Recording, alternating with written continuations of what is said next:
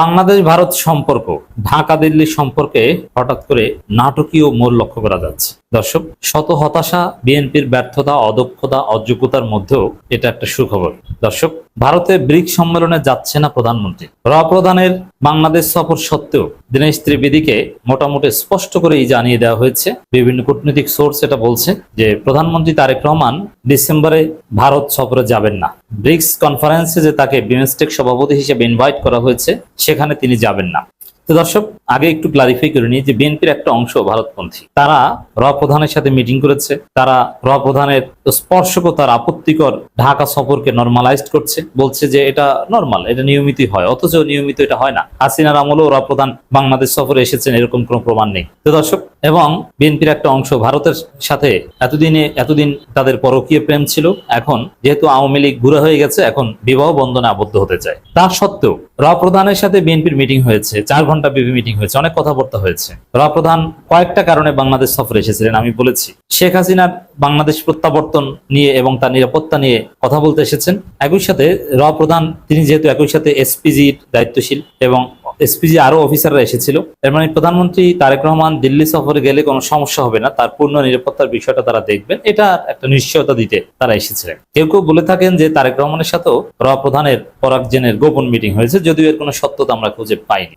দীনেশ ত্রিবেদীর যে তৎপরতা, প্রধানমন্ত্রীর সাথে মিটিং, পররাষ্ট্রমন্ত্রীর সাথে মিটিং, স্বরাষ্ট্রমন্ত্রীর সাথে মিটিং, এটার শিডিউল মিটিং হলো তার অন্যতম এজেন্ডা ছিল বা নরেন্দ্র মোদী কর্তৃক অ্যাসাইনমেন্ট ছিল, যেভাবে পারো বুঝিয়ে শুনিয়ে চাপ দিয়ে, এমনকি সার্জিওগড়ের মাধ্যমেও চাপ দেওয়ানো হয়েছে যে প্রধানমন্ত্রী তারেক রহমান যাতে দিল্লি সফরে যান সেপ্টেম্বরে। তো এই জায়গায় বিএনপির এখন পর্যন্ত সিদ্ধান্ত যে না, প্রধানমন্ত্রী তারেক রহমান ভারত সফরে যাবেন না। এটাই ভারত বাংলাদেশ সম্পর্কের একটা বর্তমান মোড়, যে না, সম্পর্ক একদম তলানিতে। যদিও ওই যে বিএনপির ভারতপন্থী অংশ বিবাহ বন্ধনে আবদ্ধ হতে চাচ্ছে, যারা এখন পর্যন্ত পরকীয় প্রেমে আছে ভারতের সাথে, তারা চাচ্ছে যে তারেক রহমান ভারত সফরে যান, কিন্তু এখন পর্যন্ত সিদ্ধান্ত যে তিনি যাবেন না। এই যে না যাওয়াটা, এটা ভারত বাংলাদেশের খুবই শীতল সম্পর্কের প্রমাণ। সম্পর্ক যে উষ্ণ না, সেটা একদম ক্লিয়ার, স্পষ্ট দলিল। সম্পর্ক যে উষ্ণ না, সেটা আমরা আগেই ব্যাখ্যা দিয়েছি যে দীনেশ ত্রিবেদীকে প্রধানমন্ত্রী তারেক রহমান যেখানে বসতে দিয়েছেন, উষ্ণ সম্পর্ক থাকলে সেখানে বসতে দেওয়া হয় না, দূরে বসতে দিয়েছেন, অনেকটা সামনে। আর শীতল সম্পর্ক থাকলে একদম পাশে বসানো হয়, কিন্তু পাশে বসানো হয়নি, দূরে বসানো হয়েছে। এটা একটা বার্তা। আবার তাদের যে অ্যাসাইনমেন্ট যে প্লিজ স্যার আপনি ভারত চলেন, না, প্রধানমন্ত্রী তারেক রহমান ভারত যাবেন না। তার প্রধানের এই সফরের ফলাফল সামনে আরো দৃশ্যমান হবে। বিএনপির দালাল অংশ তারা তো খুশি, সামনের ফলাফলও আরো অনেক কিছু আমরা দেখবো, কোনো অঘটনও ঘটতে পারে। তবে তারেক রহমানকে ভারত সফরে রাজি করাতে যে পারলো না, নিরাপত্তা গ্যারান্টি দিয়েও যে রাজি করাতে পারলো না, এটা স্পষ্ট হলো। তো দর্শক, আমার দেশের খবর, ভারতে ব্রিক্স সম্মেলনে যাচ্ছেন না প্রধানমন্ত্রী। ইটস ভেরি গুড ডিসিশন, আমরা এটাকে অ্যাপ্রিসিয়েট করি।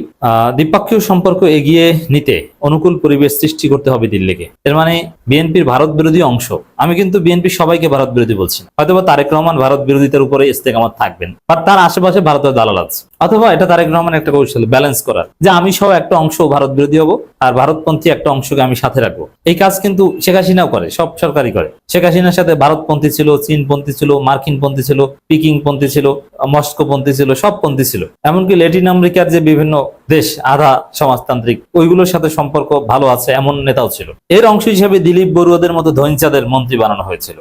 দর্শক, কিন্তু প্রধানমন্ত্রী তারেক রহমান যেটা চাচ্ছেন যে শেখ হাসিনাকে ফেরত দিবেন, এটা যতই বলুক দিবে না, এটা সবাই জানে। কিন্তু শেখ হাসিনাকে ভারতে চুপ করানো, যে ভারতে তিনি জাস্ট যেরকম আছেন সেরকম থাকবেন, এক পর্যায়ে এরকম মারা যাবেন, কিন্তু প্রেস কনফারেন্সে বক্তব্য দিবেন, রাজনৈতিক বক্তব্য দিবেন, অনলাইনে যোগাযোগ করবেন, এটা পারবেন না। তো শেখ হাসিনার বিরুদ্ধে মিনিমাম এরকম একটা পদক্ষেপ যদি ভারত নেয় এবং ওসমান হাদির খুনিদের যদি ফেরত দেয়, এরকম কিছু কন্ডিশন দিয়ে দিয়েছে। তারপরে হয়তো দীনেশ ত্রিবেদীকে পাশে বসতে দিবেন, নইলে সামনেই বসতে হবে। তারপরে হয়তো কোনো আমন্ত্রণ জানালে তখন তারেক রহমান ভেবে দেখবেন, এরকম একটা কন্ডিশন দিয়ে দিয়েছে। এই তারেক রহমানের এই কন্ডিশন নিয়ে নরেন্দ্র মোদীর সাথে কথা বলতে গেছেন দীনেশ ত্রিবেদী।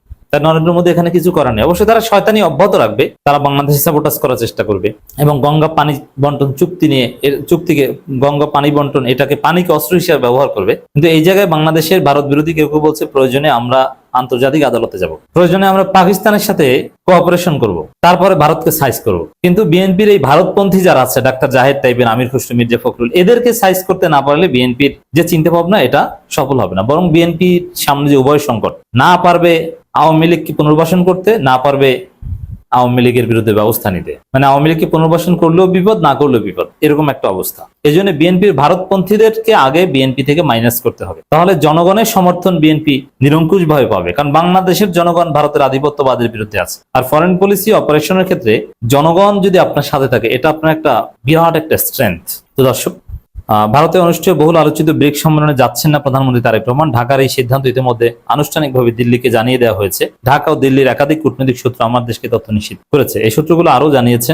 এখানে আরেকটা কথা, আওয়ামী লীগের লোকজন অধীর আগ্রহে বসে আছে। আওয়ামী লীগের বিজয় কি? যেমন পরাগ জেনের ঢাকা সফরে তারা খুব খুশি, দীনেশ ত্রিবেদী তারেক রহমান বৈঠকে খুব খুশি। এখন তারা বলছেন যে না, প্রধানমন্ত্রী তারেক রহমান ভারত সফরে আসবেন, এটাকে তারা বিজয় মনে করে। তা আওয়ামী লীগের এই স্বপ্ন পূরণ হচ্ছে না, হবে না, প্রধানমন্ত্রী তারেক রহমান ভারত সফরে যাচ্ছেন না। তবে এখনো সরকারের পক্ষ থেকে এইভাবে আনুষ্ঠানিক ঘোষণা দেয়নি। আনুষ্ঠানিক ঘোষণা এটার সাথে সাথে দেওয়া হয় না, এটা একটা কৌশল। গত সোমবার পররাষ্ট্রমন্ত্রী ডক্টর খলিলুর রহমান এ ব্যাপারে মন্ত্রণালয়ের ব্রিফিং এ সাংবাদিকদের বলেন, প্রধানমন্ত্রী ভারত সফরের ব্যাপারে নীতিগত কোনো সিদ্ধান্ত হয়নি। আপনাদের বুঝতে হবে, ব্রিক্স সম্মেলনে প্রধানমন্ত্রীকে নয়, চেয়ারপারসন অব দি বিমস্টেককে আমন্ত্রণ জানানো হয়েছে। এই যে চেয়ারপারসন অব দি বিমস্টেককে আমন্ত্রণ জানানো, এটা তো আরেকটা অবমাননা। এইভাবে আমন্ত্রণ জানানো না যাওয়ার একটা কারণ হিসেবে বিবেচিত হতে পারে।